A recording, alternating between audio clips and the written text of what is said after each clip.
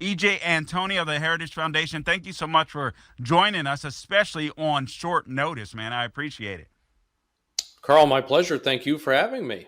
Absolutely. And I have to tell the people, you got to watch Salem News Channel. You got to look at how dapper this guy is. EJ, I just know you, and I already want to take financial advice from you. This is insane, just based upon how you're dressed. So you look good. You look the part. All right, EJ, let's start here because I was going to talk about this a little later in the show. I may as well get to it now. The UAW strike.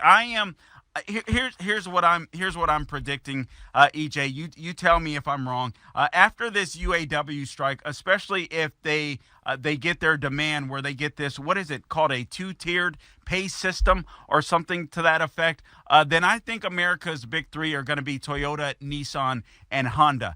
You tell me where I'm wrong here. Well, Carl, this is the problem with the thinking that you can somehow get a free lunch, but that doesn't exist in the world of economics. So every time that the labor union goes to the automakers and demands higher pay, what ends up happening is you see a higher price for the car that's being made because all of those labor costs, just like the cost of the steel and the rubber and the electronics and everything else that go into a vehicle, all of those costs have to be passed on to the end user. That's you and I when we go to buy a car. And so, because those cars are going to have to sell for a higher price, fewer people are going to buy them, which means you have more people shopping at Toyota, as you mentioned. And now what happens? Well, Ford, GM, they're going to hire fewer people because they have less need for labor because they're producing fewer cars. EJ, this is it's insane to me that this is where these demands have led for the UAW workers. And I got to tell you, from the onset, I was sitting there listening to some of the demands when they first started off, and they started talking about EVs. I'm not a fan of EVs. If people love them, listen, that's all. God bless you.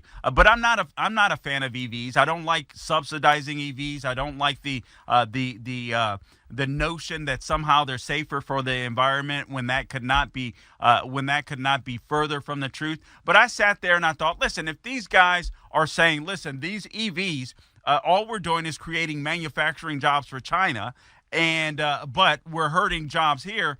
I was like, oh, okay.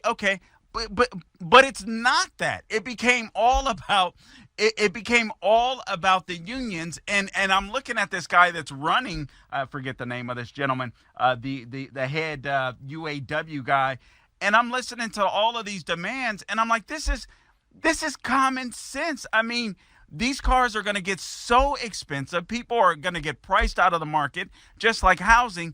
It does the union not care?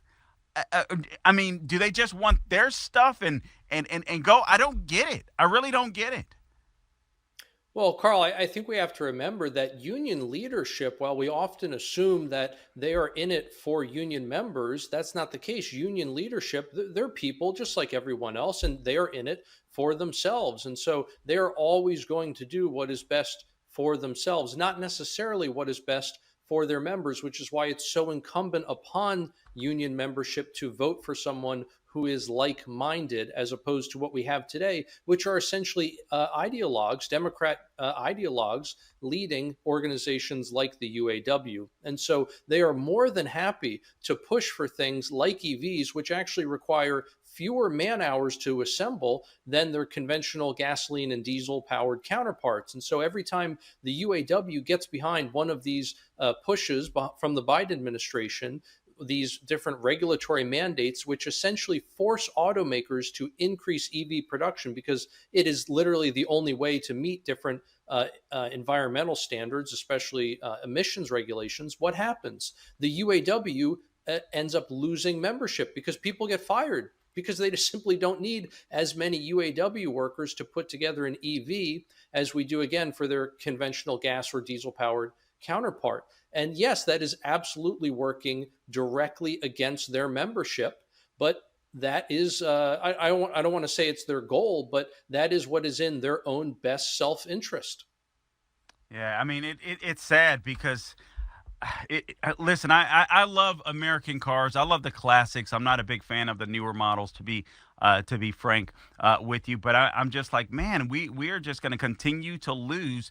And I feel like all of these left wing entities, these groups, whether it's unions, Black Lives Matter, they're just destroying the country. That is my opinion. All right. And now, EJ, you have this column that was on Fox Business. The Treasury just dropped a financial bomb, but Bidenomics means the worst is yet to come. Now, Joe Biden and Kamala Harris they've been saying, listen, Bidenomics is working, but we have up the wazoo inflation. We have 8% mortgage rates right now. Where is Bidenomics working, EJ? Well, it's working in the sense that it is working to impoverish the working class. It is transferring money away from lower and middle income folks and to the Democrat donor class, essentially, and most especially to the government. We often forget that inflation is a tax. It's a hidden tax. Congress doesn't necessarily vote on it. The president doesn't sign it, but it is still a tax because it is a transfer of wealth from you to the government. And frankly, I can't think of a better definition of a tax than that. And so every time we have another round of government spending, borrowing, and printing money, we get more inflation and we get more wealth transferred, again, out of the pockets of working people and to the government, which it then turns around and gives out essentially to its donors. And that's exactly what we've seen under Joe Biden. And as long as we continue down this path of the government overspending and overregulating, we can expect that to continue. Do you think that the college campuses and perhaps high school campuses are intentionally not teaching kids how to handle money, the importance of civics, the importance of the dollar, so on, et cetera, so they could get away with stuff like this, overspending when it comes to government? It's a great question. I suppose the pithy answer is that you'd have to ask them because I'm not really sure what they're thinking. But I will say that if I intentionally wanted to create an uneducated populace, whom I could just simply pull the wool over their eyes, I'm not sure what I would do differently than what the academic establishment has done the last couple of decades. What do you mean by that, EJ? The fuse on America's debt bomb just got shorter. Well, Carl, we are getting ourselves into a very, very bad place financially, and we are hurtling towards a credit event right now. In the last fiscal year, we had to borrow $1.7 trillion, and it was actually even larger than that, but basically because of an accounting gimmick with student loan forgiveness, it came in at 1.7. But again, it was really more than that. We are going to borrow in the next 6 months, the first 6 months of this current fiscal year, $1.6 trillion. In other words, almost all of what we borrowed in the entire last fiscal year, we're going to borrow now in just 6 months. We're going to end up borrowing probably more than $3 trillion in this current fiscal year. Now, this is all happening in an environment of elevated interest rates. Historically, 5% interest rates are not that high, but compared to what the Treasury Department has gotten used to over the last couple of decades, which is essentially 0% interest rates, this is going to be an absolute catastrophe in terms of federal finance. We already have interest on the debt at an annualized rate of $1 trillion. It has eclipsed all but two line items in the monthly Treasury report. Those would be the Social Security Administration and the Department of Health and Human Services. So we are spending right now more on interest than all of our military expenditures in the defense budget, for example. This is getting seriously out of hand and very, very quickly. And the problem is that as we continue to roll over debt, meaning we don't actually pay off any of our debt, we just simply issue new debt to pay off the old debt plus the interest. As we continue doing that, we are taking debt that was at 1 or 2% and issuing it at about 5%. So you are going to see the cost to service the debt just absolutely explode, or I should say continue to explode, because it is already rising at one of the fastest paces on record.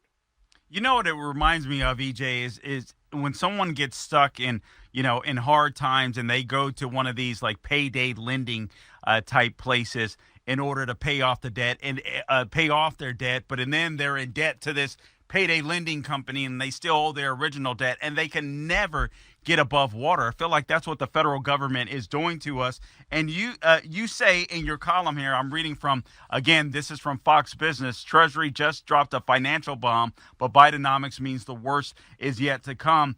Basically, we could curtail this disaster, this deficit spending, if we simply return to pre-pandemic spending levels, but there doesn't seem to be an appetite to do it. But I got to tell you, EJ, even before the pandemic, I feel like there hasn't been much of an appetite to stop the spending in Washington at all.